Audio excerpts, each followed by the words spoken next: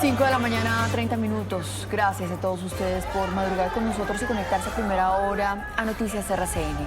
De Valle del Cauca y Caquetá eran los 2 soldados que murieron tras el brutal ataque terrorista del ELN contra la base militar de Puerto Jordán en Arauca. Los soldados profesionales Byron Andrés Correa Vargas y Julián Patiño Arango fallecieron, mientras que otros 26 uniformados resultaron heridos. De estos, 18 atendidos en el Hospital Militar en Bogotá. El presidente Gustavo Petro se refirió al ataque y al proceso de diálogo con el ELN.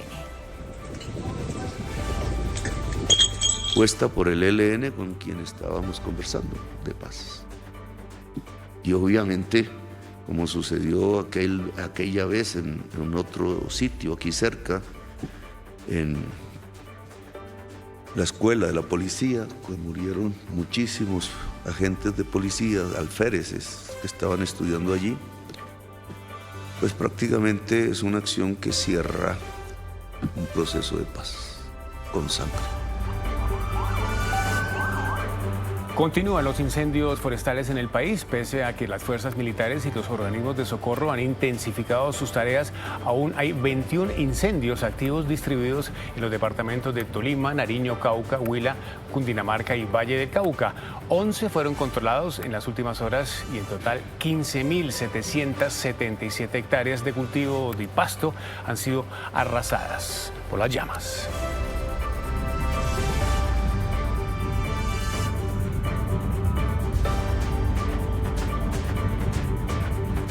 Pues así comenzamos esta primera emisión de Noticias RCN de hoy, miércoles 18 de septiembre de 2024. Don Juan, muy buenos días. Mari, ¿cómo le va? Bienvenido a la mañana. Muy amable. Muy amable. Oiga, de 18 de septiembre va avanzando rápido este segundo semestre. Va avanzando este segundo semestre, se está acabando el año. Bueno, ya estamos a las puertas de diciembre, usted ya sabe. Sí. Bueno, seguimos atentos a lo que ocurre en el departamento del Cauca, Mari, y conocer noticias de la concejal Sandra Milena Betancourt. Ya estaremos hablando de esa historia. Sí, señor. Bueno, y usted como siempre trae los días importantes. Sí, señora, días para recordar. Aquí aparecen, mire, aquí aparecen los días para recordar. El 18 de septiembre de 1851 se funda el primer periódico en los Estados Unidos, el New York Times, uno de los periódicos más importantes del mundo, sin duda alguna. El 18 de septiembre de 1819 se confiere por primera vez la Orden de Boyacá, que había sido creada por el libertador Simón Bolívar, al ejército colombiano. Fallece un día como hoy, en 1894, el expresidente Rafael Núñez, murió en Cartagena, autor de la letra del himno nacional, no se le olvide eso. El 18 de septiembre del año 2020, también día para recordar, los casos de COVID en el mundo. En aquel entonces superan los 30 millones en todos los rincones del planeta y está cumpliendo años hoy Poncho Zuleta. Tomás Alfonso Zuleta, 75 años del gran Poncho Feliz Zuleta. cumpleaños. Un abrazo inmenso para el gran artista. Bueno, la República, ¿no? Sí, señor, la República, las noticias económicas. Gracias a don Fernando Quijano, su director. La OCDE pide cumplir la regla fiscal y simplificar los impuestos. Bancolombia y Banco de Bogotá, los de más ganancias al mes de julio. Ecuador estará sin electricidad durante 8 horas al día. Está aquí en primera página. Y hoy es miércoles, Maritza, ¿cierto? Hoy es miércoles de política columna para Millennials, sí, señor. Bueno, aquí está la columna de Marista Arizizada, se las va a mostrar. Se llama, y se pregunta usted, Marisa, otra tributaria, ¿no? Aquí está, aquí tengo su columna. Otra tributaria. Otra tributaria, sí, señor. Nos van a clavar otra tributaria. Bueno, esta es la edición impresa del Diario de la República, 5:34 ya casi. Maritza.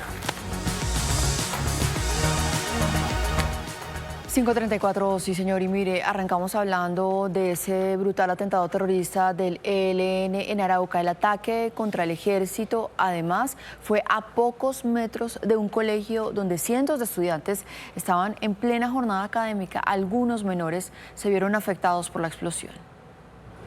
Esta es la institución de promoción agropecuaria del corregimiento de Puerto Jordán en Arauca. Muy cerca a sus instalaciones habrían estacionado esta volqueta desde donde el grupo ilegal lanzó los cilindros bomba. Artefactos que han sido lanzados desde una volqueta improvisadamente cerca a un colegio de 1.400 estudiantes. Decenas de soldados resultaron gravemente heridos y fueron trasladados de inmediato a centros médicos en Saravena y Arauca. Según el reporte preliminar, al menos 7 sufrieron heridas graves. Quienes permanecían en estado crítico fueron trasladados en aviones King 350 y un Caza 295 de la Fuerza Aérea hacia Bogotá. Las fuerzas militares rechazaron el ataque. Esta acción delictiva, pues, obviamente usa artefactos no permitidos en el DIH. Señalan al ELN de ser responsable de este atentado. El ELN, que está buscando de alguna forma llamar la atención para que el gobierno acceda a sus pretensiones en el marco de la mesa de paz. A esto se suma una serie de hechos violentos en la región. Hace apenas unos días, otro ataque en Saravena dejó herido al mayor Cristian Pacheco. 5:35, avanzamos. La Fiscalía imputó cargos por lavado de activos y enriquecimiento ilícito a Juan José Benavides, fundador de Daily Cop, una empresa que habría prestado servicios de transporte aéreo a la campaña del hoy presidente Gustavo Petro. La decisión se da luego de las declaraciones de Omar Hernández, testigo clave en la investigación sobre una presunta financiación irregular de la campaña.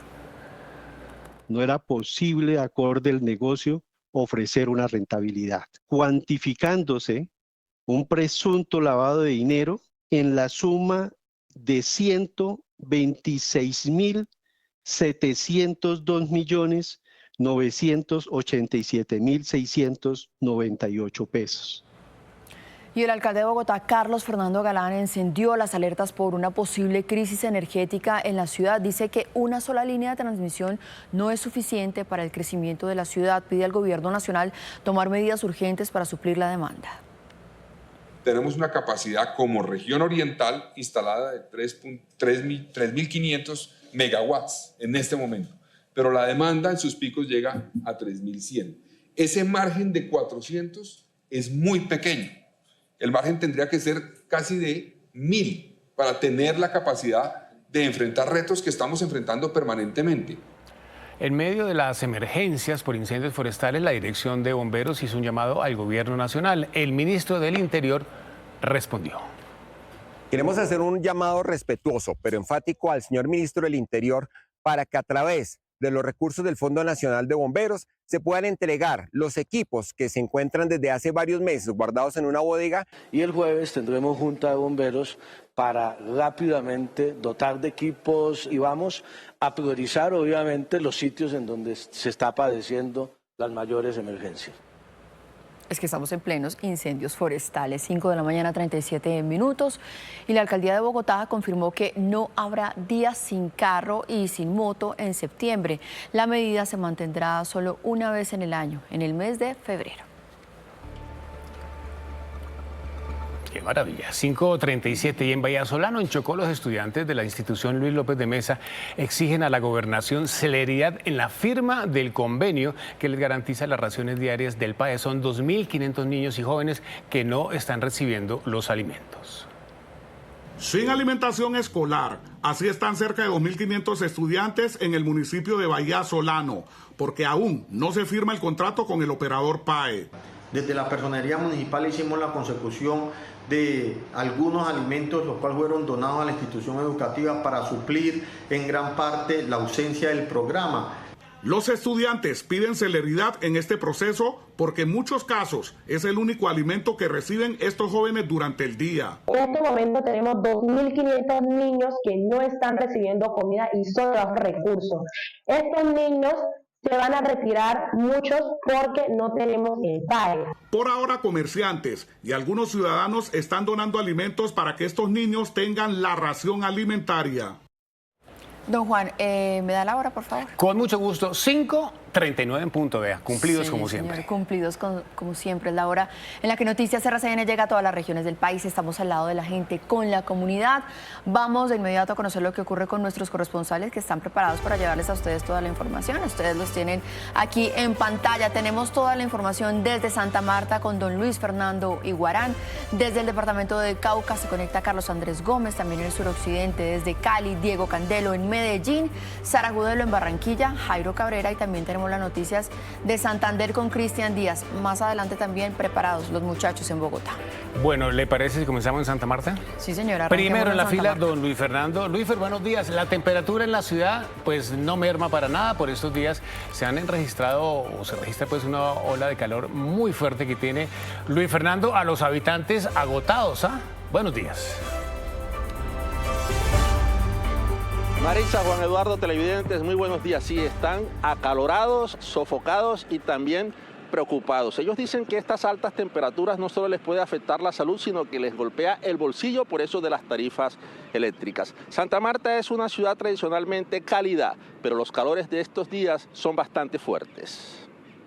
Uy, demasiado calor, totalmente. Ya yo estoy pensando, como decía mi abuelita, que nos vamos a acabar en candela. Un golpe que no solo los tiene tomando líquidos permanentemente, sino que también da duro en el bolsillo. Gastando más luz por estar debajo de los abanicos o debajo del aire. Son temperaturas que incomodan y que según los expertos van para largo. Una sensación térmica de 51 grados centígrados con temperaturas que han oscilado entre los 39, los 40 y los 41 grados. Por estos días en Santa Marta, la temperatura incide en el ánimo de los samarios, una población acalorada por el clima y el costo de la energía. Seguimos este recorrido de noticias en Cauca porque ya se cumplen 4 días del secuestro de la concejal de Argelia, Sandra Betancourt. Carlos Andrés, buenos días. ¿Cómo avanzan las gestiones humanitarias? Luis Fernando, televidentes, buenos días. Pues a esta cruzada humanitaria que viaja hacia el Plateado, integrada por la Iglesia Católica, por la misión de apoyo al proceso de paz, por la ONU, se sumó la Defensoría del Pueblo, y es que está aquí en el departamento del Cauca la Defensora Nacional. Hoy, al cumplirse el 4º día de secuestro de la concejal Sandra Milena Betancourt, la Defensora Nacional del Pueblo pidió su liberación inmediata. Estamos trabajando y articulando con la Iglesia Católica y también con la Misión de Naciones Unidas y con la MAPOEA, y esperamos que muy pronto se pueda dar esa liberación. Está en manos de los grupos tomar esa decisión que debería ser inmediata. Desde anoche y durante esta madrugada se adelanta en el Plateado, precisamente de donde es oriunda la concejal Sandra Milena, una vigilia y una velatón pidiendo por su pronto regreso a casa. Y es que sobre este caso de la concejal secuestrada en Argelia, Cauca, se pronunció el presidente de la Confederación Nacional de Concejales, Diego Encali. Muy buenos días. ¿Qué dijo el líder de este gremio de corporados?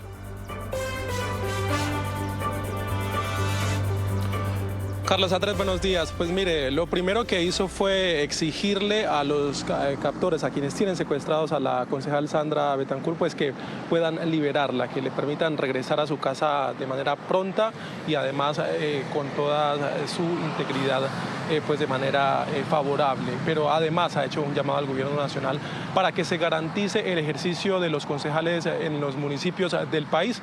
Esto precisamente pues para garantizar la democracia aquí, sobre todo en la región del Valle del Cauca.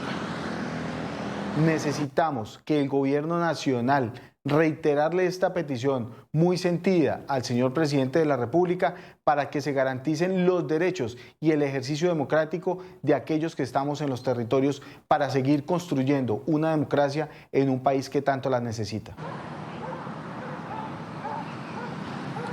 Y en otras noticias del departamento, pues un duro golpe dio la fuerza pública a las estructuras que se dedican al narcotráfico. 8 personas fueron capturadas, pertenecían a una banda delincuencial dedicada a varios delitos. Fueron capturados en la vía que de Andalucía conduce hacia el municipio de Cerritos de Pereira, y al interior del camión donde se movilizaban estos hombres, que además utilizaban prendas de uso privativo de las fuerzas militares, pues encontraron 1.170 kilogramos de cocaína, además todo un arsenal de armas y otros elementos de guerra propiedad de las fuerzas militares.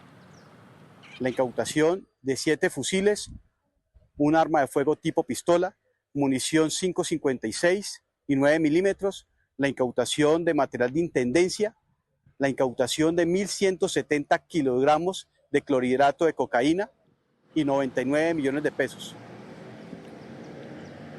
Y ese recorrido por las regiones continuaron en el departamento de Antioquia, donde en video quedó registrado el momento en que un agente de tránsito es arrastrado luego de que un conductor pues ignorara un control que se realizaba en una de las vías de ese departamento.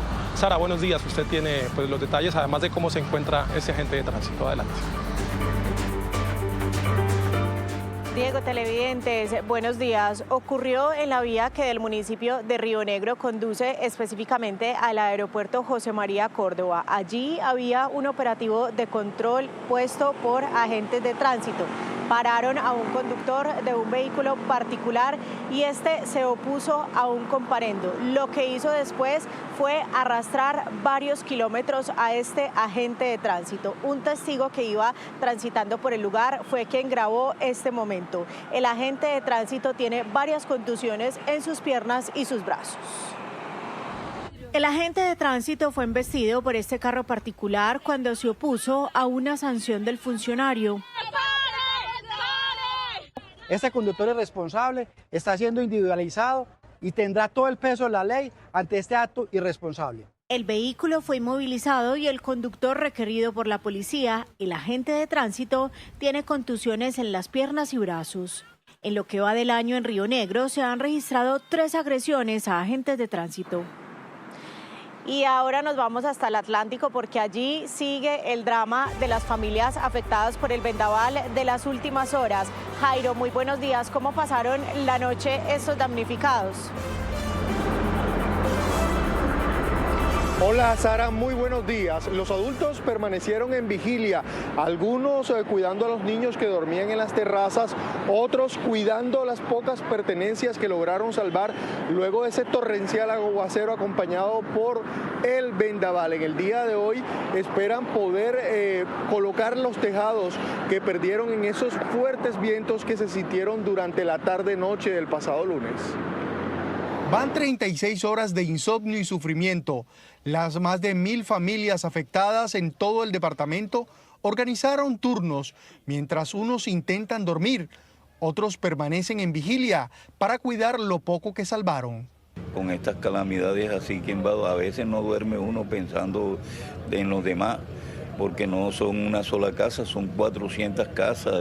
Las familias se acomodan en las zonas que no fueron destechadas.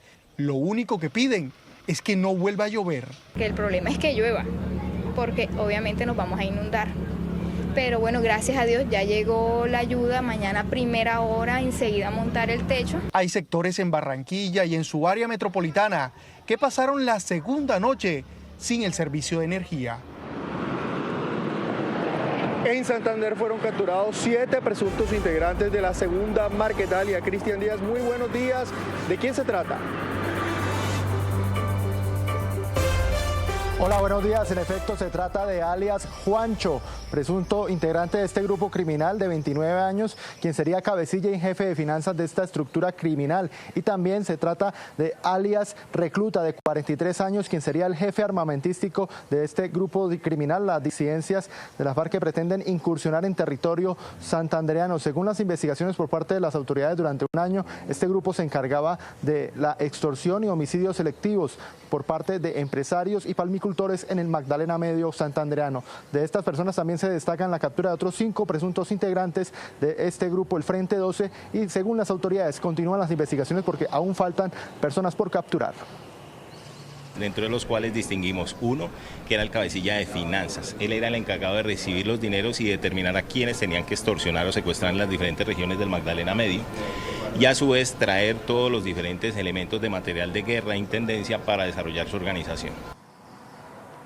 Y en más noticias de Santander, gracias al seguimiento tecnológico por medio de drones, la policía de Bucaramanga logró la captura de alias Oscar, un peligroso y recurrente delincuente dedicado al tráfico de estupefacientes en la zona de Luz de Salvación, un barrio de la capital santandereana. En el momento de la captura fue hallado el material con el cual será judicializado. Según las autoridades, más de 3.400 capturas se han registrado durante el año por el delito de tráfico de estupefacientes. Se identifican los lugares donde esconden el estupefaciente y el Modelo Nacional de Vigilancia Comunitaria por Cuadrantes logra capturarlo en flagrancia. Y continuamos con esta ronda por las regiones en Bogotá, porque organismos de socorro de Cundinamarca siguen haciendo las labores para tratar de contener 2 incendios forestales que permanecen activos. ¿Cuáles son? Jason Vera, buenos días.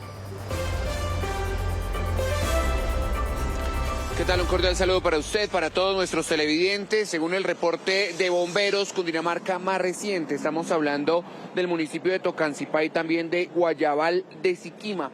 Aquí lo que han mencionado es que ambos se encuentran controlados. Hubo trabajos ayer durante todo el día en apoyo de diferentes bomberos voluntarios de varios municipios y lo que han mencionado es que se han generado más de 1.000 hectáreas afectadas en por lo menos 98 incendios generados solamente en el mes de septiembre. Sin embargo, ayer hubo otros municipios que reportaron incendios, como el municipio de Soacha, en la vereda Barrio Torrentes. También hablamos de Anolaima y también de San Juan de Río Seco.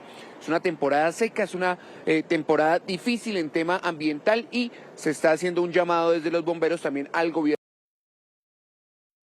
Queremos hacer un llamado respetuoso, pero enfático al señor ministro del Interior para que a través de los recursos del Fondo Nacional de Bomberos se puedan entregar los equipos que se encuentran desde hace varios meses guardados en una bodega y que van a servir para poder atender los diferentes incendios forestales que venimos afrontando los miles de bomberos a nivel nacional. Mire, y en otras noticias le hacemos seguimiento al caso que se generó una denuncia de una familia que menciona que presuntamente su hija de 10 años habría sido abusada sexualmente dentro de un colegio distrital, esto en la localidad de Ciudad Bolívar. Anoche se generaron disturbios, se generaron diferentes afectaciones y vandalizaciones allí a la fachada del colegio y por lo tanto la Secretaría de Educación ha mencionado que hoy no habrá clase en ese colegio de Arborizadora Alta allí en la localidad de Ciudad Bolívar. Priorizan la investigación y allí se adelanta toda la revisión de cámaras de seguridad y testimonios para intentar verificar qué fue lo que ocurrió y hacer el acompañamiento a esta menor y a su familia.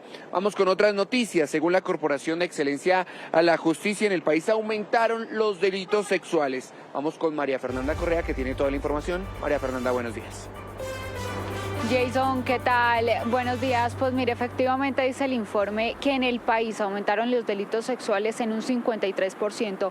Vale la pena preguntar si como sociedad le estamos fallando a las mujeres, porque en lo corrido de este año van 15.656 casos. De esos, el 81%, las víctimas son mujeres. Al día se presentan al menos más o menos 86 casos de violencia sexual y 3 de cada 10 víctimas son niñas menores de 13 años. En Colombia, cada 17 minutos una persona es víctima de un delito sexual. 3 de cada 10 víctimas son menores de 13 años. Puede ser asimilado a los llamados delitos cobardes, que es el de abuso sexual. Encontramos que de manera mayoritaria también son mujeres las víctimas, con un 80%. En la violencia intrafamiliar, el panorama no es menos grave porque al día se presentan 446 casos. Esto impone de todas las autoridades una obligación fundamental para cuidar y custodiar a las mujeres que vienen siendo agredidas por sus parejas o también por terceros que aprovechan estas barreras porosas del sistema penal para ir contra ellas. La primera hora del día es la más crítica para la comisión del delito.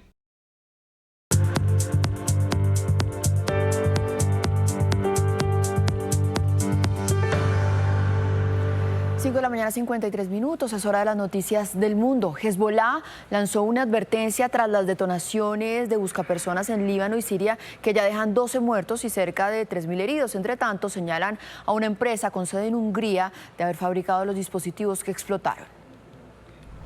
Como Bach Consulting fue identificada la compañía que habría producido y vendido el modelo de localizadores que explotaron simultáneamente en Líbano y Siria y que portaban integrantes del grupo terrorista Hezbollah. Así lo aseguró la firma taiwanesa Gold Apollo, que también fabrica dispositivos de este tipo. Señaló que habían cedido la licencia de su marca a la compañía con sede en Budapest. Este no es un producto de Apolo, es un producto para el cual les autoricé a usar nuestra marca registrada. En un nuevo comunicado, Hezbollah insistió en señalar a Israel como el responsable del ataque y reiteró que habrá un duro castigo en respuesta. Y el Papa Francisco se refirió a la crítica situación en Europa por cuenta de las lluvias e inundaciones que dejan por lo menos 22 muertos. El pontífice oró por los damnificados y por las familias de quienes han perdido a sus seres queridos en esta emergencia. En los últimos días, las lluvias torrenciales han azotado Europa Central y Oriental, provocando víctimas, desaparecidos y cuantiosos daños. Sobre todo Austria, Rumania, República Checa y Polonia tienen que hacer frente a los trágicos estragos provocados por las inundaciones. Aseguro a todos mi cercanía, rezando especialmente por los que han perdido la vida y por sus familias. Bueno, nos vamos ahora para España, donde el Senado reconocerá a Edmundo González Urrutia como el presidente electo de Venezuela. Pues en Colombia tenemos las 5 de la mañana, 54 minutos. Don Andrés, para usted muy buenas tardes. Avanza la sesión y queremos conocer detalles de cómo va la plenaria. ¿Qué tal? Hola Juanito, Mari, muy buen día, cordial saludo para ustedes. Aquí en España 12:54 del mediodía. Así como ocurrió la semana pasada en el Congreso de los Diputados, ahora el Senado de España dará reconocimiento a Edmundo González. El Partido Popular, principal partido en esta Cámara, en el Senado español, que cuenta con la mayoría absoluta, ha propuesto una moción para que haya reconocimiento a Edmundo González, pero también para que se exija la liberación de los presos políticos en Venezuela y para instar al gobierno de España a que le pida a la Corte Penal Internacional una orden de detención en contra de Nicolás Maduro. El Partido Popular, partido de derecha, cuenta con los votos necesarios, suficientes aquí en el Senado para sacar adelante esta moción, para aprobar esta resolución que reconoce a Edmundo González como presidente legítimo de Venezuela. Tal parece que el Partido Socialista, así como ocurrió la semana pasada en el Congreso de los Diputados, el partido de Pedro Sánchez, también aquí en el Senado votará en contra. A pesar de ese voto en contra, esta moción saldrá adelante en la votación que se realizará dentro de 2 horas. Ya ocurrió el debate y cada uno de los partidos fijó su postura. El Partido Popular defendiendo a la democracia de Venezuela y el Partido Socialista diciendo que no es fructífero reconocer a Edmundo González. Esta moción no solo es una cuestión de reconocimiento electoral, es un cortafuegos para que las dictaduras no sean el modelo y sí la democracia. Ustedes lo que pretenden realmente y lo que han pretendido es intentar este verano convertir las elecciones venezolanas en el principal problema de los españoles. Gracias, Andrés. En Madrid, 5:56. Aquí están los momentos de fe. Llegó el padre Walter Zapata. Trabaja mientras otros duermen, estudia mientras otros se divierten, persiste mientras otros descansan y luego vivirás lo que otros sueñan. Mi saludo fraterno, amables televidentes de Noticias RCN de la Mañana. ¿Por qué soñar? ¿Por qué ilusionarse, anhelar, desear, esperanzarse? Porque Dios nos dotó de razón, de pensamiento, de inteligencia, entendimiento. También nos dio libertad para hacer de nuestra vida lo que nosotros dispongamos. Deposita cada mañana un cheque de 24 horas, no reembolsables. Si lo inviertes bien, si lo malgastas también. No nos juzga, pero recuerden que las segundas oportunidades no existen.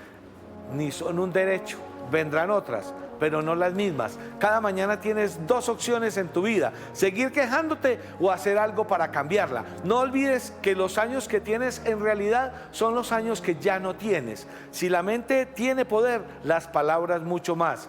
Por algo el verbo se hizo carne y habitó entre nosotros, decía John Lennon. Cuando fui a la escuela me preguntaron qué quería ser cuando fuera grande. Yo respondí, feliz. Me dijeron que yo no había entendido la pregunta y le respondí que ellos no entienden la vida. Ve a tu ritmo, no veas relojes ajenos.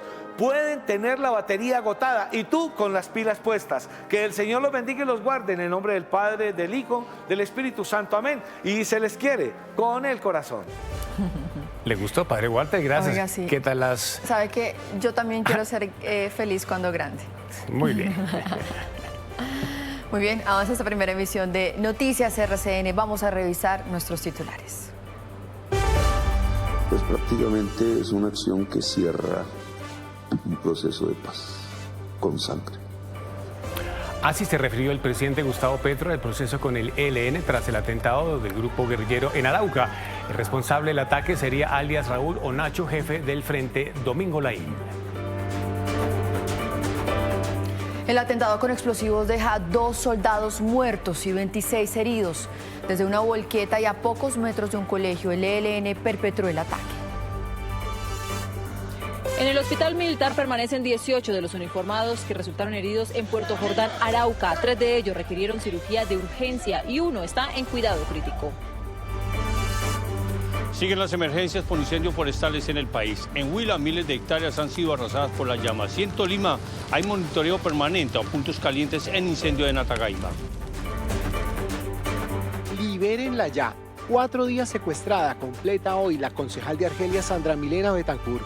La defensora nacional del pueblo pidió su pronto regreso a casa. Continúa el drama de las familias damnificadas por el reciente vendaval en el Atlántico. Hoy esperan instalar los tejados en las viviendas afectadas y continúan elevando oraciones para que no vuelva a llover en el área metropolitana de Barranquilla. Hezbollah insiste en que Israel está detrás de las detonaciones a localizadores que portaban sus integrantes y que dejan 12 muertos y cerca de 3.000 personas heridas. De otro lado, una compañía con sede en Hungría es señalada de haber fabricado estos dispositivos. Esto es Noticias RCN. A primera hora, con Juan Eduardo Jaramillo y Maritza Aristizábal. Gracias a todos ustedes por continuar con nosotros y bienvenidos a todos aquellos que a esta hora, a las 6 de la mañana, se conectan a Noticias RCN. Hoy amanecemos con un dolor de país. De nuevo, una acción terrorista del ELN enluta a las fuerzas militares y a Colombia.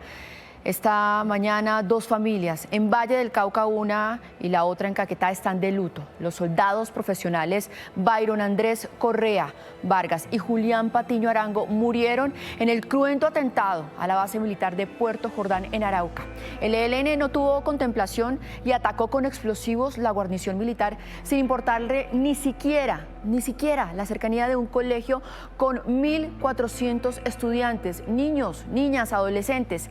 En la acción terrorista, otros 26 uniformados resultaron heridos. 18 de estos heridos en el atentado fueron trasladados anoche al hospital militar aquí en Bogotá. ¿Cuál es el estado de salud de estos uniformados? Lisa, usted tiene información.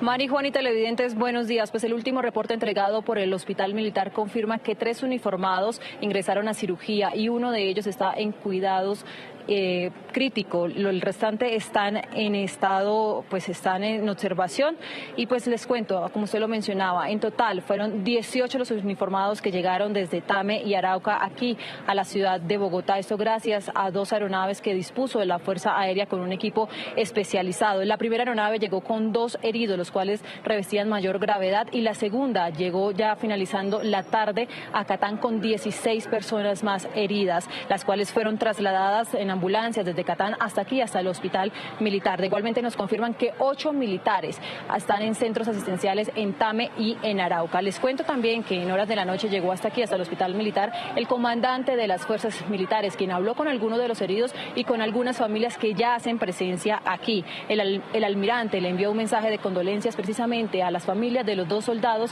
que murieron en este atentado y confirmó que se mantiene un despliegue especial en Arauca.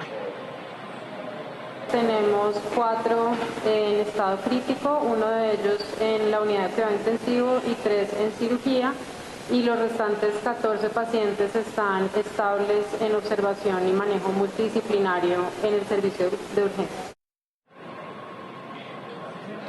Pues este hecho ocurrió sobre las 10 de la mañana en la base militar de Puerto Jordán en Arauca, donde 2 hombres del ELN habrían atacado con artefactos explosivos, los cuales estaban ubicados en una volqueta. En medio de esta reacción de los uniformados, pues lograron capturar a estas 2 personas que se movilizaban en una motocicleta, las cuales están puestas o fueron puestas a disposición de las autoridades competentes para su proceso de judicialización.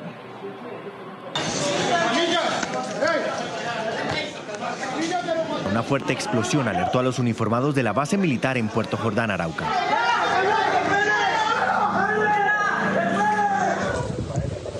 En los videos que circulan en redes sociales se ve cómo las explosiones destruyeron varias instalaciones dentro de la base.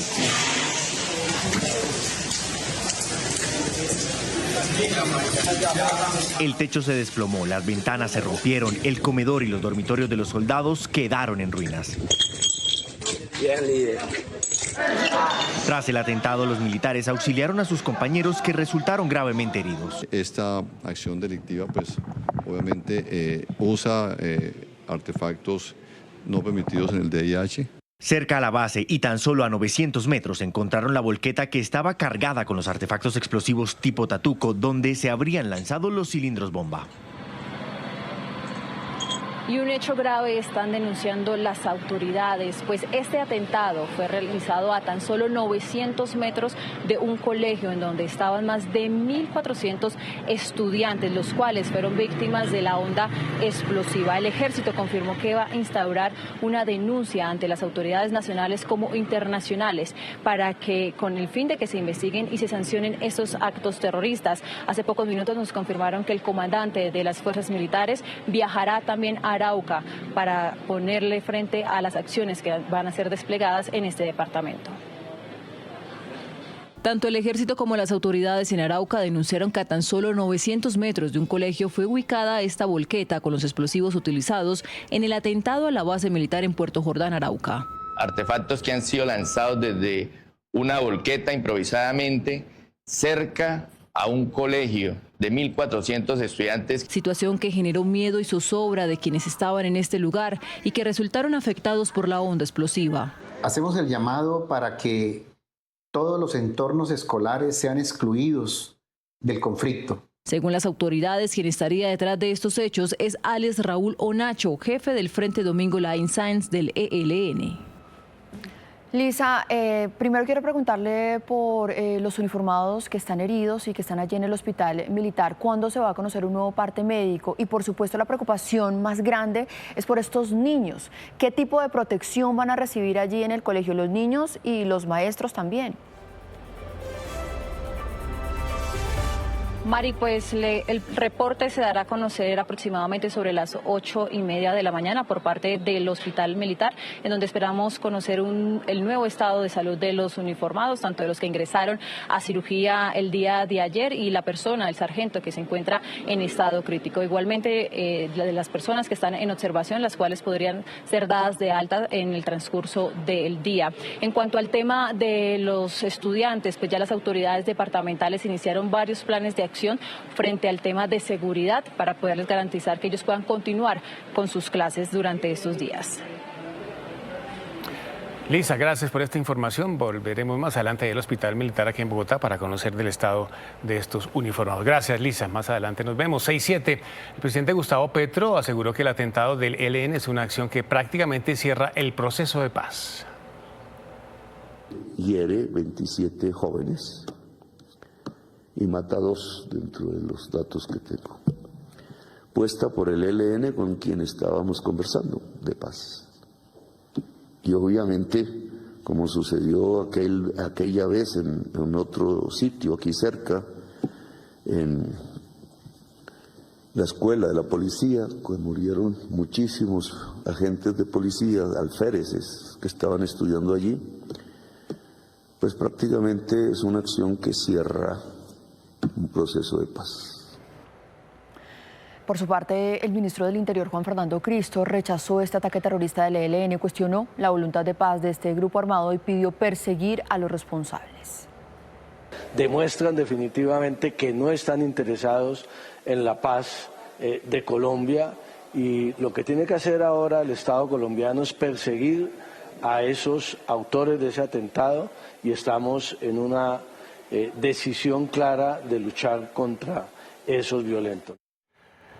6 de la mañana, 8 minutos, vamos a cambiar de tema. Vamos a revisar ahora lo que pasa con los incendios forestales en el país. Pese a que las fuerzas militares y los organismos de socorro pues han intensificado sus tareas, según la Unidad Nacional para la Gestión del Riesgo, hay 21 incendios activos en el país. Los ven ustedes en pantalla. 11 fueron controlados en las últimas horas y en total hay 15.777 hectáreas afectadas por las llamas.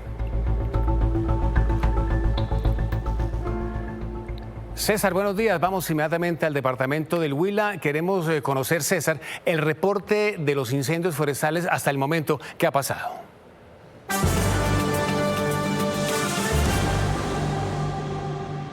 Juan Eduardo, televidente, muy buenos días. Pues de acuerdo con el último reporte entregado por la Unidad de Gestión del Riesgo, en 6 municipios del departamento del Huila hay 9 incendios, 2 activos, pero todos controlados. Sin embargo, Noticias RCN pudo establecer que en las últimas horas en el municipio de Aipe, lugar donde había uno de los incendios activos, al parecer las llamas se salieron de control y cerca de 50 personas que se encontraban allí tratando de amainar las llamas tuvieron que evacuar de emergencia. A esta hora se piden la ayuda helicoportada para poder controlar las llamas, pero por fortuna el director de la Fuerza Aérea Colombiana en el día de ayer en su visita al departamento del Huila ha dicho que 2 aeronaves permanecerán en la ciudad de Neiva precisamente para contrarrestar la emergencia. La emergencia, aunque por ahora está controlada, se registra en los municipios de Palermo, Neiva, Aipe, El Agrado, Campo Alegre y Rivera. De acuerdo con la Unidad de Gestión del Riesgo, la zona más afectada se registra en el municipio de Aipe. Cerca de 2.100 hectáreas de pasto se han visto afectadas. Vamos a tener 2 nuevas aeronaves controlando los incendios en el departamento, con lo cual esperamos poder controlar los incendios lo más pronto posible. En Palermo, la situación está controlada, pero las zonas están bajo vigilancia para evitar que en algunos puntos denominados calientes se avive el fuego. Mientras que en el área rural de Neiva, 7 unidades del Cuerpo de Bomberos lograron controlar un incendio activo que se registró en el resguardo indígena La Gabriela.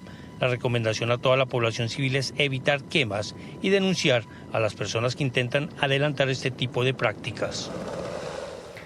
6 de la mañana, 10 minutos. Pues miren, desde la Unidad Nacional para la Gestión del Riesgo de Desastres proponen utilizar el fuego para controlar los incendios forestales en Colombia. ¿En qué consiste eso? ¿Cómo funcionaría? Queremos preguntarle al director de la entidad, Carlos Carrillo. Director, gracias por estar con nosotros aquí en Noticias RCN.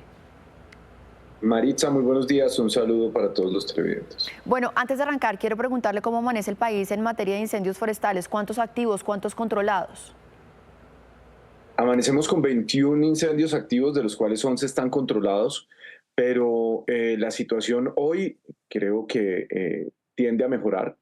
Es un parte más alentador que el de hace unos días. Ayer yo me desplacé al Huila con el señor general Córdoba, el comandante de la Fuerza Aérea, y estuvimos recorriendo el departamento, sobrevolamos el municipio de Aipe. Y pues bueno, por supuesto que es una situación delicada, es una situación seria, pero gracias a ese trabajo incansable de los bomberos, de las Fuerzas Armadas, de la comunidad, del sistema de gestión del riesgo nacional, que pues incluye a la gestión del riesgo departamental y a todos estos actores, pues hoy podemos decir que la situación está siendo controlada. Juan Eduardo Jaramillo, ¿en qué consiste ese llamado fuego técnico? ¿Cómo funciona? ¿Cómo opera? Bueno, pues básicamente esto es la forma en que hoy en día los países controlan y le dan manejo al fuego. ¿Por qué? Porque esta crisis climática está haciendo que las capacidades, incluso de países que tienen unas capacidades enormes como Estados Unidos, pues la magnitud de los incendios los lleven a tomar medidas que no solamente consisten en extinguir los incendios, sino también en hacer quemas prescritas, confinamientos, y esto pues es utilizar el fuego para controlar el mismo fuego. Cuando el fuego está bajo control, cuando el fuego es de menor intensidad, eso también pues le da más seguridad a los bomberos que están actuando. No se trata de ir a enfrentar el fuego directamente, sino también de utilizarlo como una herramienta para detener el avance de estos fenómenos. Eso hoy en Colombia es ilegal. Un bombero hoy no puede encender fuego, única y exclusivamente puede extinguirlo. Por eso nosotros le hemos propuesto este borrador de decreto al señor presidente y pues bueno, estamos esperando ajustar algunos detalles y que surta el trámite para poder darle a los bomberos de Colombia esa capacidad de manera excepcional mientras se desarrolla una legislación. Y creo que esto es muy importante decirlo una y otra vez. El Congreso de la República hoy está en mora de darle al país una legislación que nos dé un manejo integral del fuego en Colombia. Pero, doctor Carrillo, para explicarle técnicamente a nuestros televidentes cómo se combate el fuego con fuego, o sea, cómo funciona eso en la práctica, porque estamos desacostumbrados a escuchar decir echarle más leña al fuego. Técnicamente, ¿cómo funciona, cómo se combate el fuego con fuego? Piense, por ejemplo, en un incendio que se expande por una llanura. Si usted no hace nada, pues eso va a seguir expandiéndose hasta que la consuma toda.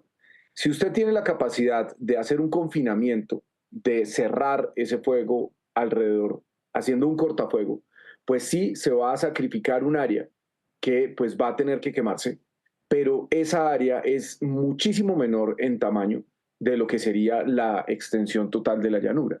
Entonces, esto pues es algo que necesita de personal altamente capacitado, que el país lo tiene y que además nosotros en la ONG-RD estamos trabajando para que tengamos cada vez más. Cuando nosotros llegamos a la unidad, aquí solamente se hacía un manejo reactivo del fuego. Es decir, solamente se respondía a la emergencia. Nosotros hemos venido avanzando en darle a la unidad las capacidades para plantear unas acciones mucho más preventivas y también para transferir ese conocimiento desde otros lugares del mundo. La cooperación internacional hoy, por ejemplo, no va a llegar a través de aeronaves o a través de sistemas Bambi Bucket. La cooperación internacional lo que sí puede llegar es con personal especializado, con la transferencia de ese conocimiento. En Canadá, en la Unión Europea, en Estados Unidos se utilizan este tipo de técnicas. Entonces, por ejemplo, ¿qué pasa si, no sé, España nos envía un equipo de bomberos expertos en fuego técnico? Pues si no existe esa gobernanza del fuego en Colombia, pues simplemente no vamos a poder hacer uso de ese conocimiento. Doctor Carrillo, ¿qué pasó con ese apoyo helicoportado del cual se había comprometido el ministro de Defensa para atender estas emergencias? Efectivamente llegó. Yo ayer estuve en Neiva, no solamente con el general Córdoba de la policía, de la Fuerza Aérea, sino también con la Policía Nacional.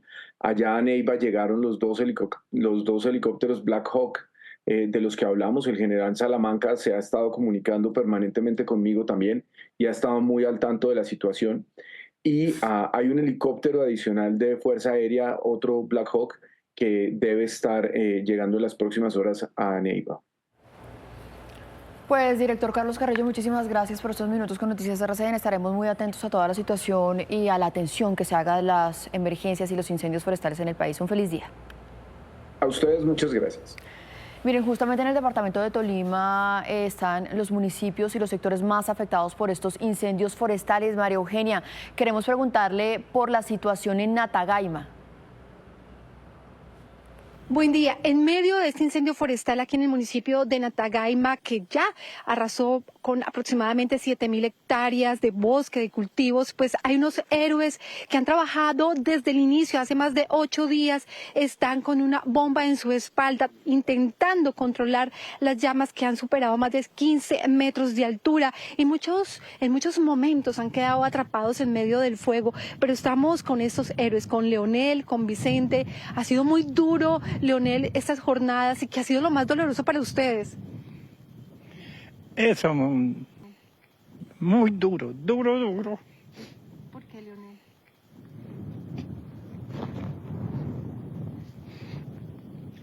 Que usted verá animalitos de ruido. Dolor, hay mucho dolor porque les ha tocado vivir esos momentos del daño en la flora, en la fauna, de ver los animalitos huyendo, tratando de escapar del fuego. Vicente, ¿cómo han sido esos momentos? De hecho ha sido complicado. La candela salió de bateas, hemos controlado en bateas, en la parte del acueducto tenemos una parte casi de 300 metros que la tubería se nos quemó. Aquí en Peñas Negras también se quemó una parte del resguardo. Estamos aquí ya en la vereda Pocharco, ya controlamos una parte, ya estamos en la parte Yaví. Yaví ha sido una parte que no hemos podido controlar la candela porque las fuertes temperaturas no nos ha ayudado. Y a pesar de todas las comunidades, tenemos el apoyo de todas las comunidades que están colaborando para poder pagar esa candela. Perfecto, Vicente. Bueno, podemos observar a lo lejos, están los helicópteros de la Policía Nacional que están apoyando con las descargas allí en los focos calientes, pero como dice Leonel, como dice Vicente, ha sido muy difícil por los fuertes vientos, por las altas temperaturas y el incendio, infortunadamente, pues continúa y sigue avanzando hacia la parte alta de las montañas. Nosotros vamos a estar muy pendientes de esa situación. Muy buen día. María Eugenia, gracias. Qué triste, qué dolor lo que estamos viendo ahí en Natagaima, en el Tolima. 6:19, con los incendios forestales que estamos viendo, el tema ambiental cobra vital importancia, por eso es un gusto saludar a esta hora de la mañana a Claudia Vázquez, la directora en Colombia de Nature Conservancy. Claudia, buenos días. ¿Este cambio climático que vive el planeta está relacionado con los incendios forestales que estamos viendo en varias regiones del país? La causa de estos incendios, pues en realidad sí tiene que ver con los efectos de la variabilidad climática. Esta variabilidad climática hace que en los últimos años o décadas las lluvias o las épocas de lluvia son mucho más, digamos, intensas y frecuentes, pero al mismo tiempo y en contraste, las épocas de sequía y de verano son cada vez más intensos y más frecuentes. Claudia, ¿qué tan difícil será recuperarse y recuperar los daños de estos incendios forestales o es irreversible? Las consecuencias de estos fuegos, por ejemplo, sobre la pérdida de biodiversidad, pues son enormes y justamente estando ahora en un contexto pre-conferencia de las partes 16 de biodiversidad en Cali, en el mes de octubre próximo, pues nos hace reflexionar sobre cómo podemos tener pues una economía de la biodiversidad que sea mucho más sostenible y respetuosa de esta biodiversidad y que podamos tomar acciones para no perderla. Porque sin biodiversidad pues no hay agua, no hay seguridad alimentaria, en fin, las consecuencias son muy grandes. Entonces es como una cadena de efectos que son difícilmente reversibles. Sí, Claudia, pero así como afecta la biodiversidad, pues también afecta a las personas. ¿Cuáles y cómo son esas consecuencias? Cuando hay incendios tan importantes como estos, pues no solamente hay unas consecuencias muy importantes pues para las personas y para la salud humana. Justamente hace poco unos colegas de TNC en Río de Janeiro, en Sao Paulo, nos decían, nos pican los ojos, lo vivimos nosotros en Bogotá a principios de este año cuando tuvimos los incendios acá. Hay graves consecuencias, sin hablar de las consecuencias que viven sobre todo las comunidades que están en las fronteras justamente con Brasil y con Perú. Ese es un impacto mucho más cercano del que nosotros vivimos. Claudia, estamos hablando todo el tiempo de atención de desastres, de mitigación, pero ¿qué se puede hacer para prevenir? Como medida de prevención, yo diría que es importante que como país entendamos que esta variabilidad climática pues está llevando a que las consecuencias sean mucho más intensas y que incluso regiones como la Orinoquía podrían estar sufriendo de incendios incontrolables y perder grandes extensiones de sabana por cuenta de estos incendios. Y también pues tomar ciertas medidas que pueden ser beneficiosas para adaptarse mejor, pensar en cómo podemos como país restaurar un poco nuestros ecosistemas que se han venido viendo altamente degradados. Claudia, gracias por acompañarnos en esta emisión de noticias. 6 de la mañana, 30 minutos. Gracias a todos ustedes por seguir conectados con nosotros a primera hora aquí en Noticias RCN. Vamos a regresar a esta hora al Hospital Militar, donde son atendidos los 18 militares que resultaron heridos tras el atentado del ELN en Arauca. Uno de ellos está en estado crítico. Lisa. Mari, pues hemos podido conocer que se trata de un sargento que reviste varias heridas en su cuerpo y así como usted lo menciona, se encuentra en estado crítico. Mientras tanto, los otros uniformados están en observación y también nos confirmaron que 8 militares permanecen en centros médicos en Tame y en Arauca. Una vez ocurrió este atentado en este departamento, el Hospital Militar activó todos sus protocolos para la atención en este tipo de situaciones. Nos confirmaron también que los médicos especialistas mantienen un monitoreo permanente a todos los 18 uniformados que llegaron ayer desde Arauca. Frente a esta situación, precisamente la defensora del pueblo se pronunció y rechazó ese atentado ocurrido en Arauca por parte del ELN. Dijo que 3 funcionarios de la Defensoría también estuvieron en riesgo, además de la población civil, por lo que hizo un llamado a estos grupos armados para que respeten la vida y el derecho internacional humanitario. Reitero hoy mi llamado a los grupos armados ilegales a respetar la vida y las normas humanitarias del derecho internacional humanitario. La Defensoría del Pueblo está convencida de que el respeto a las normas humanitarias son el primer gesto e incentivo para seguir construyendo la paz en Colombia de manera de negociar. Lisa, gracias. 6:32. Vamos ahora con noticias de Cundinamarca, porque el alcalde de Chía, Leonardo Donoso, tomó varias medidas para mejorar la seguridad. Entre ellas, algunas de esas medidas, está el toque de queda en 4 veredas. Alcalde, buenos días. Gracias por acompañarnos. Bueno, Eduardo, muy buenos días a toda la sala de prensa y de noticias. Muy buenos días. Gracias, señor. Alcalde, tan complicada está la situación de seguridad en Chía que tuvo que llegar a esos extremos de toque de queda en 4 veredas. Desafortunadamente sí, Juan Eduardo, venimos presentando algunos problemas de hace unas 4 o 5 semanas de para acá. Desafortunadamente, desde que se presentaron un doble asesinato en el sector de Tiquiza, se han venido presentando varias circunstancias. El sábado pasado, en el sector de Fonqueta, una riña que se inició en un establecimiento de comercio donde no solamente atacaron varias personas de la población, varios ciudadanos con arma de fuego, con arma blanca, con palos, sino que después agredieron la policía, resultando un agente de la policía herido con un pronóstico bastante delicado.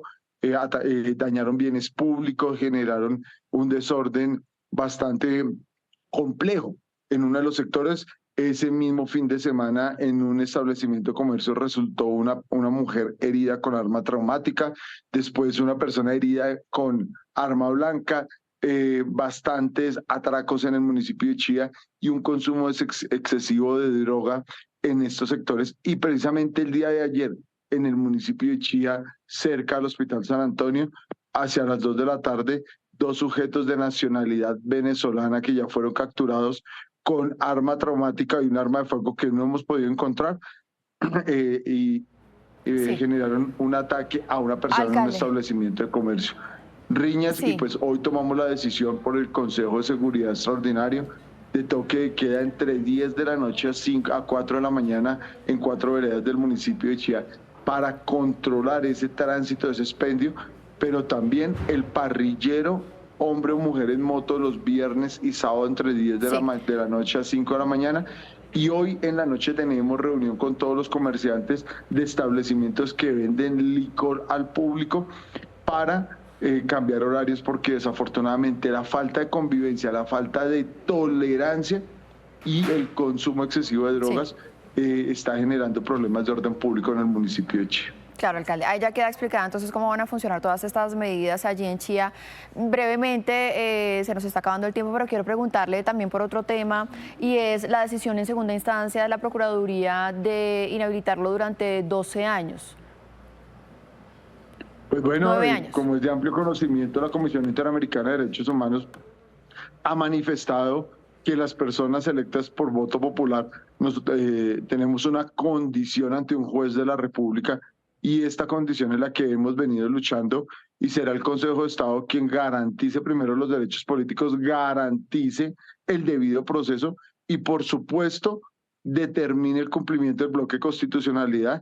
Y es que las personas que tenemos la decisión democrática del voto, sea un juez de la República, en este caso el Consejo de Estado, quien proteja nuestros derechos políticos y no una autoridad administrativa. Por hoy ya está arreglado de acuerdo a la sentencia 030 de 2023 de el Consejo de la Corte Constitucional, y seguirá el proceso en el Consejo de Estado. Es una lucha frontal, y lo debo decir hoy acá, contra un monopolio que ha atropellado el municipio y que desde hace 7 años he venido luchando, y es en el Codensa, desafortunadamente. Un poder arbitrario que hoy inclusive el mismo Congreso de la República, congresistas han venido denunciando cómo ni siquiera los ciudadanos tienen derecho, tienen las garantías, y mucho menos el municipio. Y es una lucha de ellos por un negocio monopólico en torno al alumbrado público que tomamos la decisión, y ellos querían básicamente, como lo he manifestado siempre, que de manera directa seguir manejando un negocio billonario, ni siquiera millonario, billonario,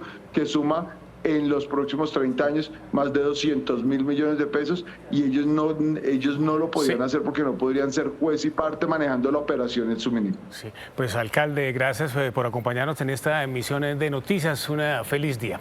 Ya tenemos las 6 de la mañana, 37 minutos. Voy ahora para Barranquilla, don Jairo, porque hubo caos en la movilidad durante la noche en diferentes puntos del departamento del Atlántico. ¿Qué pasó, Jairo?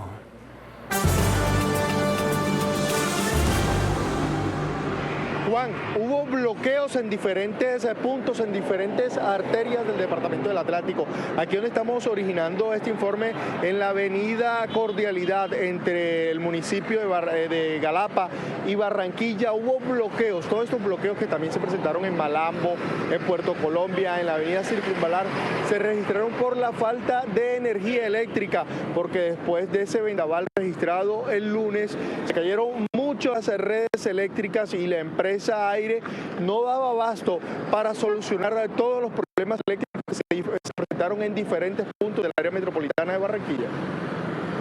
Agradecemos a nuestros usuarios la total comprensión.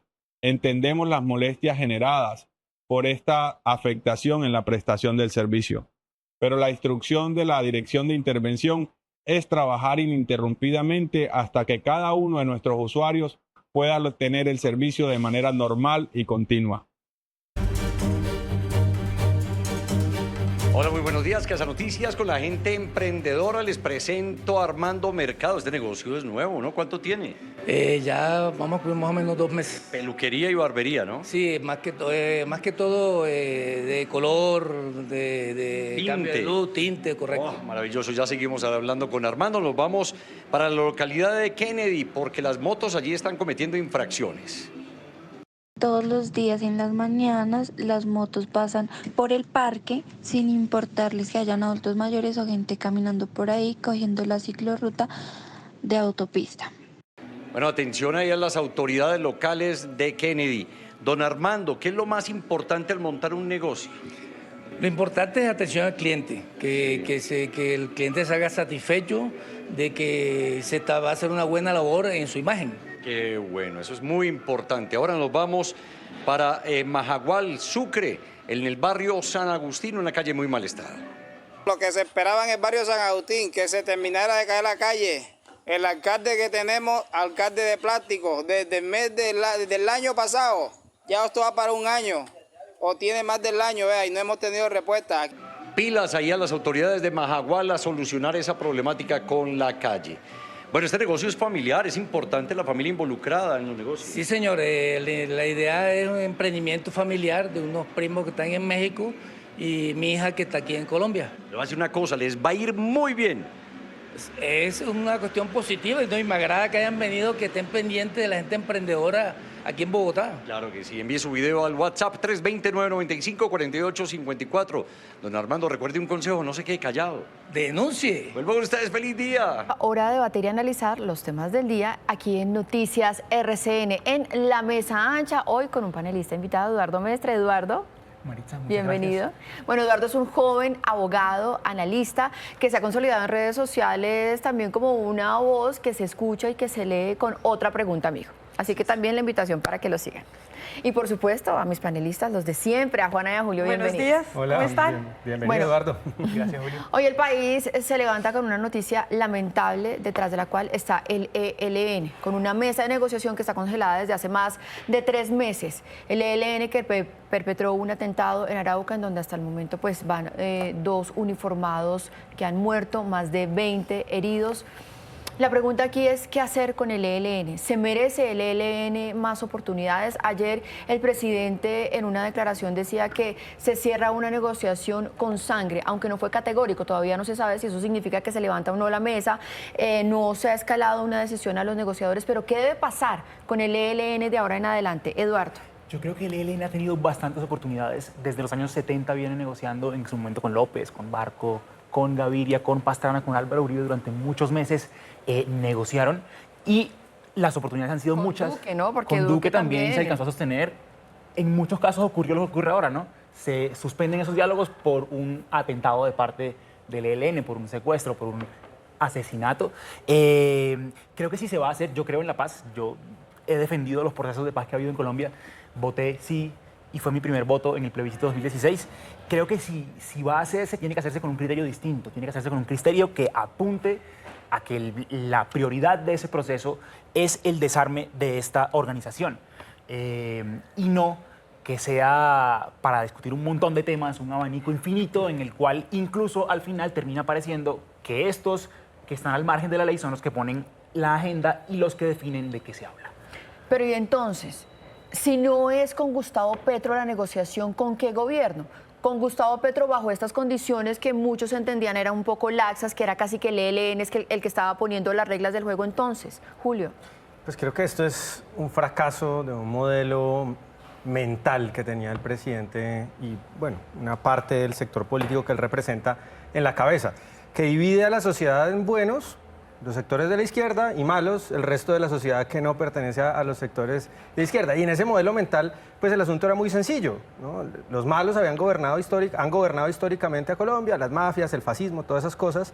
Bastaba que un gobierno de izquierda llegara al poder para que en 3 meses el ELN, que quizá, digamos, había cometido errores, era un grupo terrorista, pero en últimas, en su interior tenían un halo de bondad, pues iban a poner de acuerdo los buenos con los buenos en esa mesa y ya íbamos a llegar a la paz en 3 meses. Por eso Petro hacía esa promesa con tanta certeza. En 3 meses acaba esto porque vamos a poner gente buena a negociar, y pusieron efectivamente personas, digamos, muy cercanos a esos sectores de izquierda. No había mayor diversidad, más allá de 1 o 2 personas, y ese modelo, digamos, se rompe, no funciona.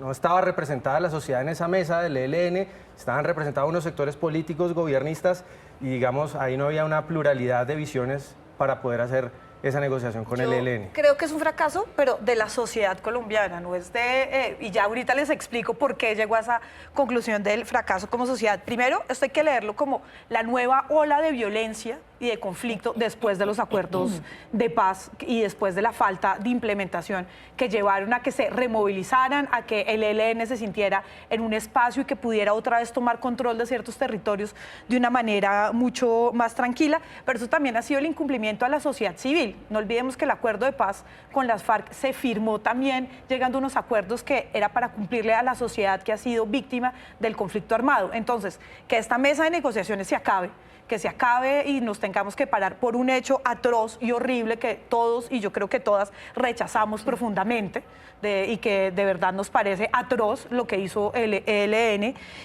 pero eso también es durísimo para la sociedad colombiana que ha sido víctima del conflicto armado y que ha querido llegar a ciertos acuerdos para su bienestar y pasar la página, y resulta que no, resulta que seguimos en esta ola de violencia y que la forma de enfrentar esta mesa de negociaciones y enfrentar estas negociaciones pues fracasaron también y no eran las que deberían haber tomado y no haber seguido, porque claramente nos llevaron a esto. Si fracasa el proceso de paz con el ELN, que como lo mencionaba Julio, es como ese grupo que claramente tenía una ascendencia política, una ideología política, ¿qué puede pasar con el resto de la paz total en el país? Con grupos en donde todavía están dudas si tienen o no esta condición de grupos subversivos.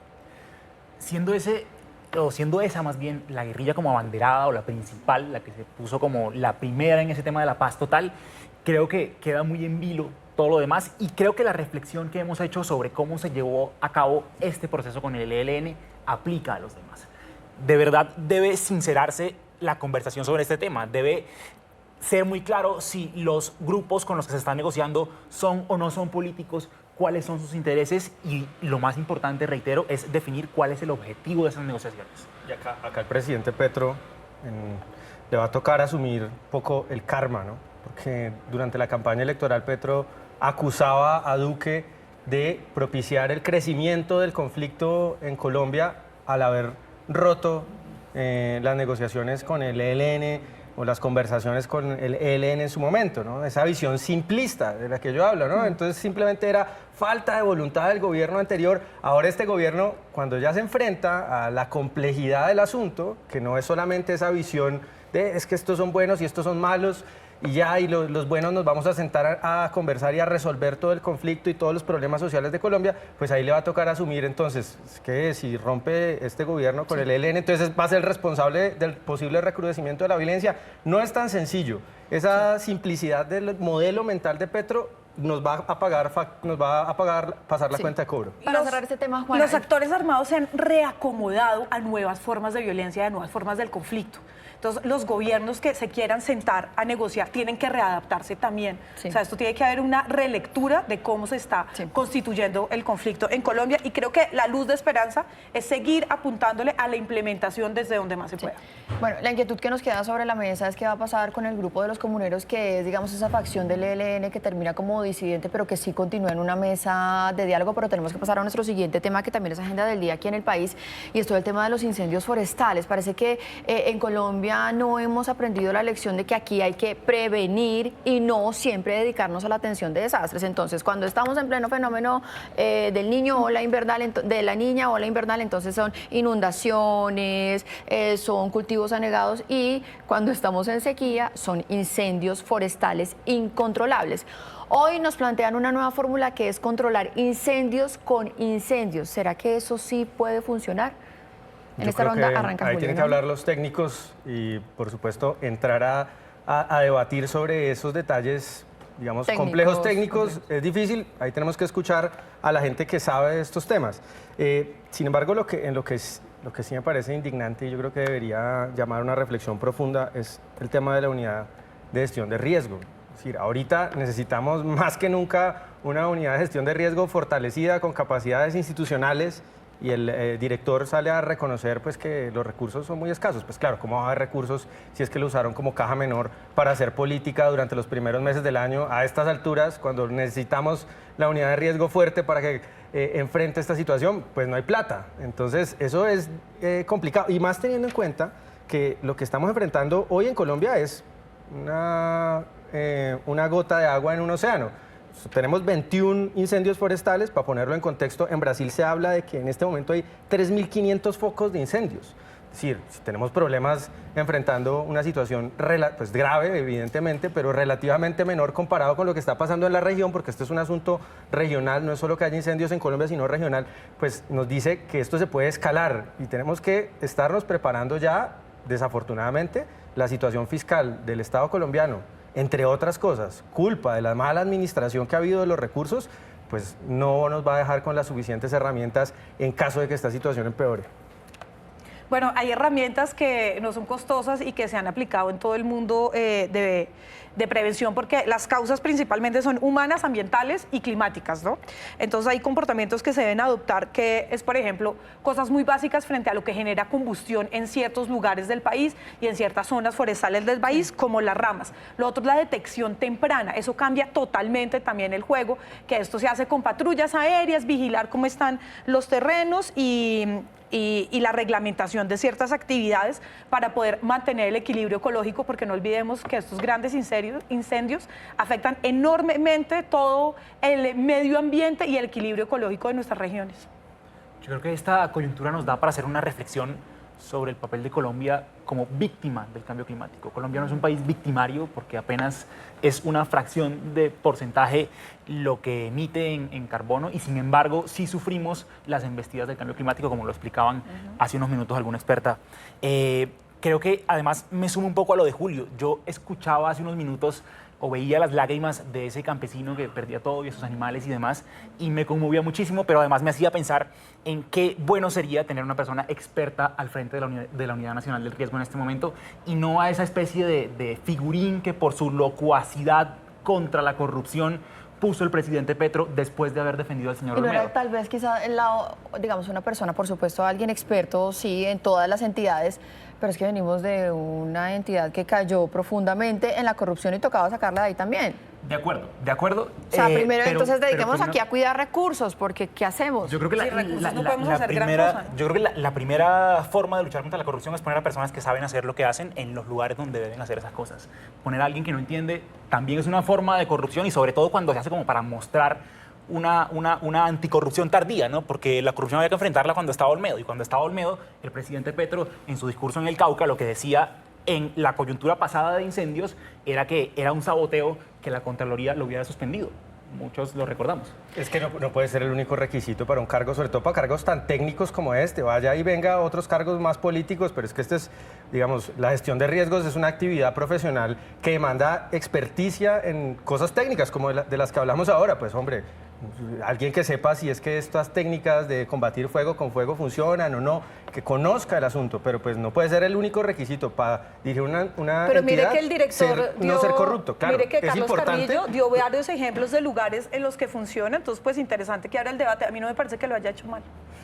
Yo lo vi Están enfrentando. Bueno, ¿Cómo hacemos, y ya para cerrar este tema, cómo hacemos para que realmente nos convirtamos en un país que pueda prevenir? Es que ahorita estamos hablando de incendios, pero estamos seguros de que en 3 meses, cuando llegue el tan anunciado fenómeno de la niña que no nos llegó a mitad de año como estábamos esperando, vamos a estar hablando de inundaciones. Mari, es que entonces, estamos tapando huecos en el momento en el que nos estamos cayendo en ellos. Mire que estamos tan colgados en ese tema que ahorita la alcaldía de Carlos Fernando Galán está proponiendo buscar en los acuíferos que tenemos en Bogotá para recuperar agua para esta sequía.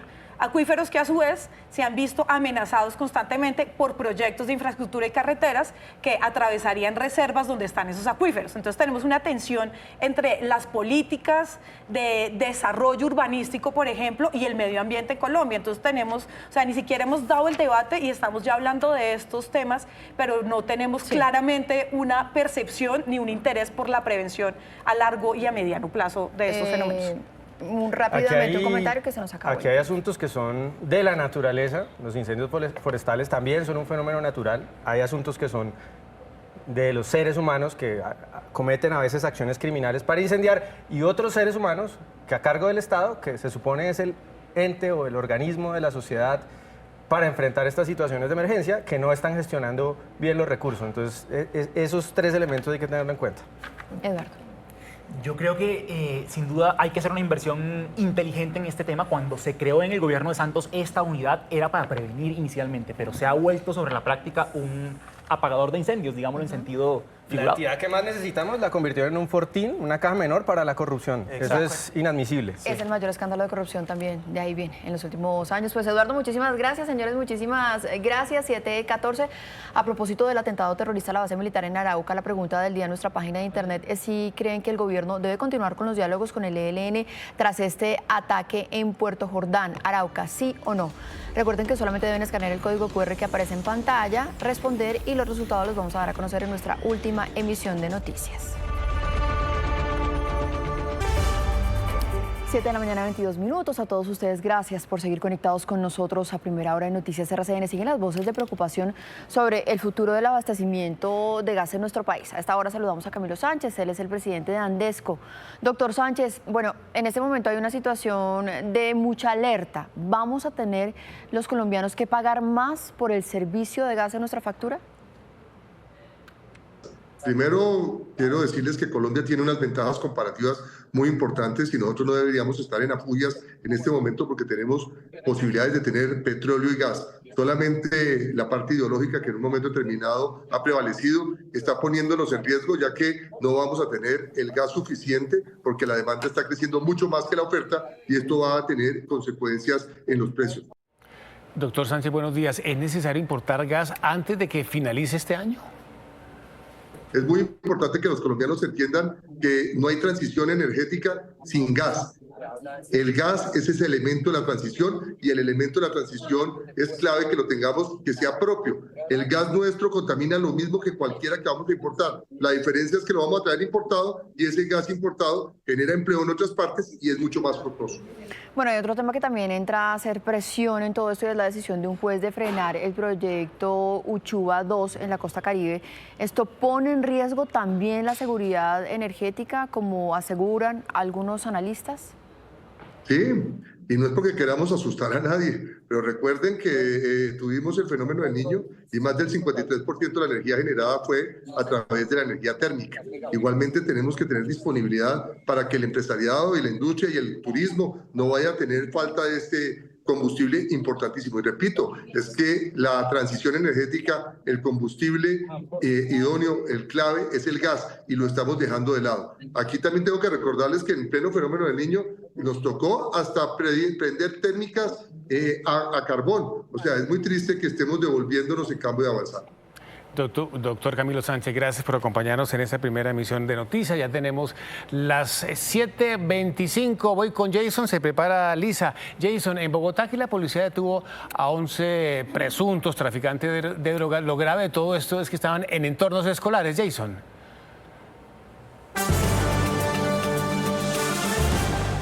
Juan Eduardo, pues mire, sí, nos encontramos en la Policía Metropolitana de Bogotá, en donde entregan detalles de la captura de estas 11 personas. Están a mi espalda, ustedes los están viendo, 10 hombres, una mujer, integrantes de una banda delincuencial que en efecto venían traficando estupefacientes en entornos escolares de localidades como Bosa, Kennedy y también en la ciudad de Villavicencio, según nos indican los investigadores de la policía. Lo más lamentable es que, según los propios investigadores, había menores desde los 10 años quienes venían consumiendo y comprando los estupefacientes o las drogas que estas personas les vendían. La modalidad: se transportaban en bicitaxis, en bicicletas, ocultaban la droga en canchas de fútbol cercanas, bajo la tierra. Hasta allí llegaban estas personas y realizaban todo este tipo de transferencias totalmente ilegales con esta venta de estupefacientes. Pues bien, una investigación, 9 allanamientos durante 9 meses, avanzaron estas investigaciones de las autoridades, les incautaron drogas, también unos celulares en donde movían todo este tipo de mercado y finalmente pues fueron detenidos y capturados. Aquí están las declaraciones del subcomandante de la Policía Metropolitana de Bogotá. Estas 11 personas que fueron capturadas, 9 de ellas tienen antecedentes en el sistema penal oral acusatorio por diferentes delitos como tráfico de estupefacientes y también concierto para delinquir. La Fiscalía General de la Nación presenta ante un señor juez de la República de Colombia a estas personas, quien ordena de manera inmediata que queden estas personas bajo medida intramural en sitio carcelario en nuestra ciudad de Bogotá. 7:26 y estamos atentos a la evolución del estado de salud de los militares que resultaron ayer heridos en ese atentado del ELN. Lisa, usted está en el hospital militar. Mari, pues nosotros continuamos muy atentos al nuevo reporte que será entregado a las 9 de la mañana por parte de la directora encargada del hospital militar. Hasta el momento hemos podido conocer que el sargento continúa en estado crítico y otro uniformado está en UCI. Pero también les cuento que luego de la llegada de los 18 uniformados aquí a la ciudad de Bogotá, el comandante de las fuerzas militares llegó hasta aquí, hasta el hospital militar, para hablar precisamente con algunos de los heridos y con algunas familias que estaban presentes, las cuales ya están recibiendo un apoyo psicosocial. El almirante también le envió un mensaje de condolencias a las familias de los 2 soldados que murieron en este ataque y habló precisamente de ese despliegue especial que se tiene en el departamento. Hicimos este despliegue de manera inmediata porque la vida de nuestros compatriotas es sumamente importante para cada uno de nosotros. Por eso desplegan las aeronaves para atender la situación y garantizar la seguridad y la vida de nuestros soldados. Igual está corto. Y hay un hecho muy grave que está denunciando las autoridades, tanto el ejército como las autoridades departamentales allá en Arauca, pues es que este atentado ocurrió a tan solo 900 metros de donde estaba un colegio en donde habían más de 1.400 estudiantes. El ejército confirmó que va a instaurar las denuncias pertinentes ante las autoridades nacionales e internacionales con el fin de que se investigue y se sancionen estos actos terroristas. Hacemos el llamado para que todos los entornos escolares sean excluidos del conflicto, para que nuestros niños, niñas, jóvenes y adolescentes araucanos sigan recibiendo una formación integral y de calidad. Pues gracias, Alisa, por esta información que nos entrega en directo desde el hospital militar. Lo que sí esperamos, Marisa, es la rápida recuperación de estos muchachos, estos soldados de la patria. Sí, señor, estaremos muy atentos a todo lo que el parte de salud que salga en los próximos minutos del hospital militar. Bueno, nos vamos. Nos vamos. Terminamos la emisión de noticias. Mañana, si Dios nos lo permite, a las 5:30 nos volvemos a encontrar. Aquí están. Ahí van llegando poco a poco los muchachos de Mañana Express. Para todos un feliz día. Muy amable. Gracias.